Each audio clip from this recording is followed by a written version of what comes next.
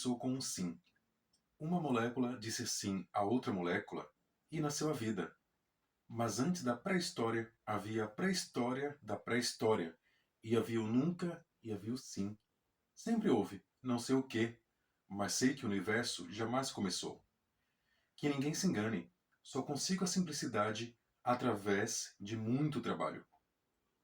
Enquanto tiver perguntas e não houver resposta, continuarei a escrever. Como começar pelo início se as coisas acontecem antes de acontecer?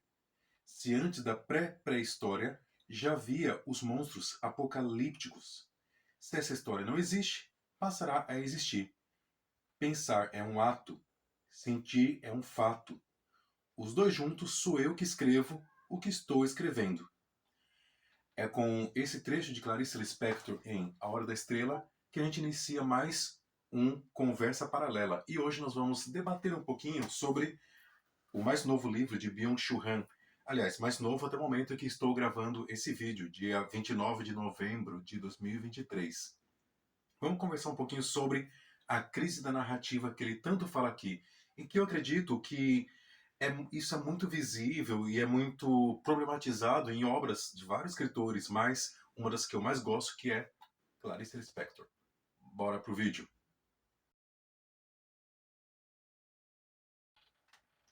Bom, hoje a nossa discussão é sobre esse livrinho aqui do Byung-Chul Han, A Crise da Narrativa. Eu peguei esse livro assim porque eu sempre leio os livros dele, eu acho que eles trazem uma, uma conexão legal para o mundo presente. Eu estava um pouco assim, se lia ou não lia, porque, como eu tinha comentado num dos vídeos anteriores, alguns livros dele já não traziam mais tanta novidade. Na minha opinião, eram simples repetições do que ele já tinha falado. Parece que ele já tinha cedido à pressão das editoras para estar sempre lançando algo, como acontece, que a gente sabe. Mas esse livro trouxe alguns questionamentos bem interessantes sobre essa questão da narrativa. E é o que a gente vai comentar aqui. Essa crise da narrativa é muito sentida pelos escritores contemporâneos, o que a gente acabou de ler aqui sobre Clarice Lispector, esse narrar, não narrar, como é que a gente narra? Será que é possível falar ainda alguma coisa importante hoje? E esse livro aqui, Hora da Estrela, é interessante porque ela traz vários títulos, são 13 se não me engano, e um dos títulos, chamado Quanto ao Futuro, ela começa já com um ponto final, escreve Quanto ao Futuro, e tem mais um ponto final. É muito interessante a maneira como a própria Clarice brinca com essa possibilidade ou impossibilidade de narrar algo, ou narrar de outra maneira, como fazer isso. Esse livro de Byung-Chul Han traz uns questionamentos muito legais, alguns que eu já conhecia de Walter Benjamin, mas vamos começar do começo. O que a narração traz de benefícios para nós? Todos nós precisamos de narrativa, narrar algo, narrar a nossa vida, narrar algo que nos conecte conosco mesmos e com o mundo lá fora. Todos sabemos a importância que a religião tem na vida de muitas pessoas. Por que essa importância?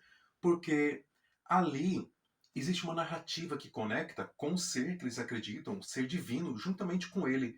E ali tem toda uma história, no caso da religião cristã bíblica, que dá um sentido para todas as pessoas que estão ali presentes. Então, assim, a religião é um dos fatores muito importantes e é por isso que ela dá sentido na vida das pessoas. E na página 10 ele fala isso. Ó. A religião é uma típica narração com um momento interno de verdade. Ela narra a contingência, evitando-a. A religião cristã é uma metanarração que abrange cada canto da vida e a ancora no ser. O próprio tempo se torna narrativamente carregado.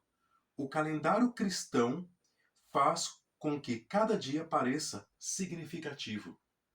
Isso é importante porque a gente vê nas datas, que até são feriados em vários lugares, que reúne muita gente. Quem já foi, por exemplo, para Aparecida do Norte, viu quanta gente vai ali. Então, é esse poder que a religião traz. E se a gente for lá para os gregos antigos, a gente vai perceber que o que unia aquele povo, já que eles eram cidades independentes, cidades-estado?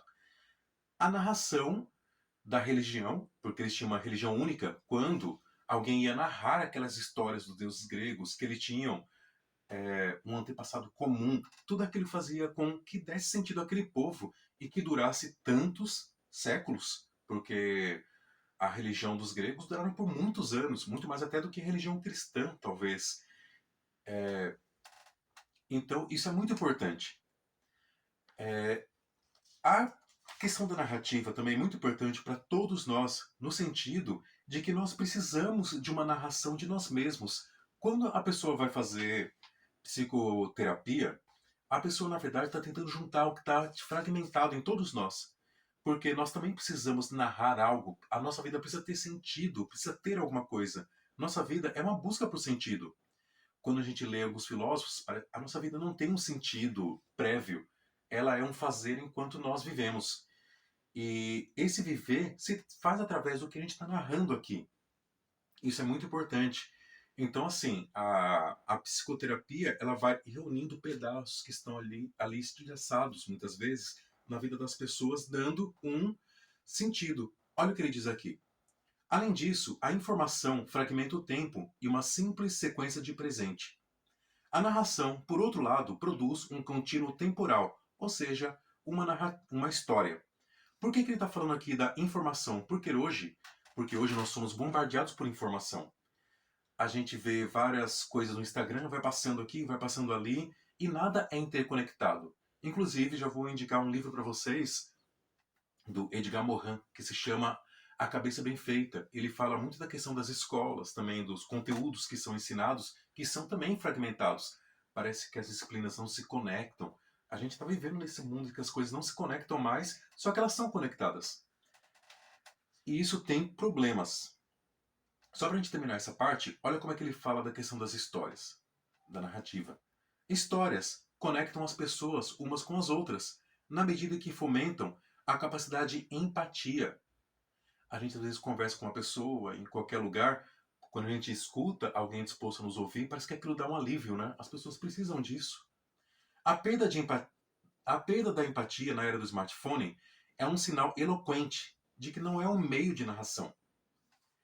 É como se o que eu postasse lá fosse tão fugaz que passasse e não cria verdadeiramente um sinal de união, de empatia entre as pessoas. Basta ver quanto que as pessoas discutem e brigam pela internet. As pessoas não se conhecem direito, é só uma frase que a pessoa colocou ali. Não tem a própria história da pessoa. Nós vivemos períodos aí de muita briga por política, até pessoas próximas, porque viram coisas ali e acabaram brigando. E a vida da pessoa é muito mais até do que isso. Tá certo que ali tem problemas ideológicos de vários tipos, mas a pessoa é muito mais que isso. Como eu tinha falado no começo do texto, do vídeo aqui, ele cita Walter Benjamin, que para Walter Benjamin, o declínio da narração se dá através da criação do romance. Por que isso? O romance, como a gente conhece hoje, esses livros de histórias, Machado de Assis, José de Alencar, Dostoiévski, Tolstói e por aí vai, eles são uma narração solitária. A pessoa pega o seu livro e lê. Não são mais aquela narração coletiva que já acontecia lá na Grécia e foi passando por vários anos.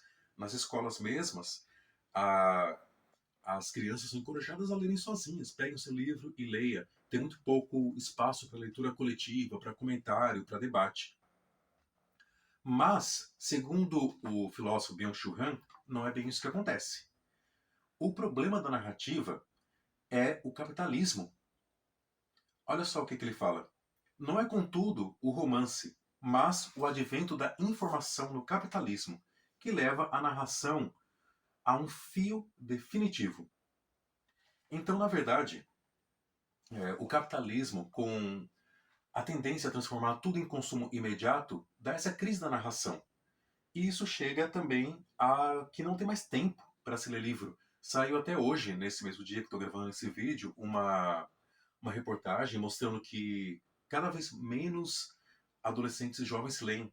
Não tem tempo, né? O smartphone toma o tempo, é legalzinho ver um story aqui, ver um outro vídeo ali, mas nada se conecta. Eu me lembro até hoje, assim, eu tava na academia e estavam tocando os rocks antigos, e eu gosto muito. E tava tocando Guns N' Roses. Eu me lembro quando saía um álbum naquela época, como as pessoas conectavam com Guns N' Roses, Legião Urbana, tudo aquilo, parece que fazia sentido. Hoje você ouve um artista hoje, amanhã já não nem existe mais. Não existe essa conexão. Eu tô falando de música porque a música também é arte. Música também tem esse potencial de unir, por exemplo, a tribo roqueira, várias tribos, dão sentido à vida da pessoa. E com o livro isso acontece também. E não é, segundo ele diz aqui, como o Walter Benjamin, a questão somente do surgimento do romance, mas a questão do capitalismo.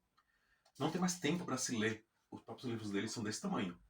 Para quem lê filosofia e pega um livro de Hegel, é imenso e dificílimo de ler.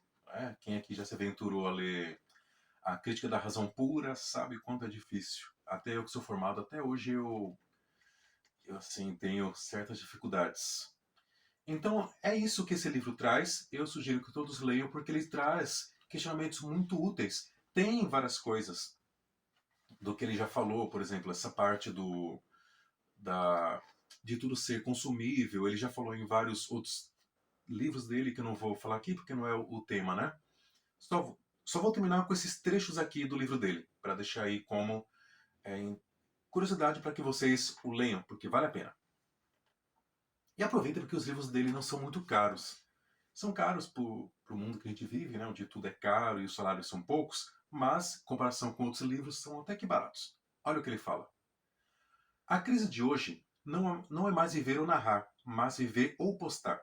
Similarmente, a obsessão por selfies não pode ser atribuída ao narcisismo. É muito mais um vazio interior que leva à obsessão por selfies. O eu precisa de proposta de sentido, que possam lhe conferir uma identidade estável. Em vista do vazio interior, ele produz a si mesmo permanentemente. As selfies produzem o si mesmo de forma vazia. Na sociedade da informação e da transparência, a nudez se intensifica e se transforma em obscenidade. E é com isso que nós terminamos e fazemos um convite para que você leia, comente, compartilhe com seus colegas, sigam aí a página e comente bastante, fale o que você achou, dê as suas opiniões, porque são todas muito, muito bem-vindas. Afinal, aqui é o Conversas Paralelas.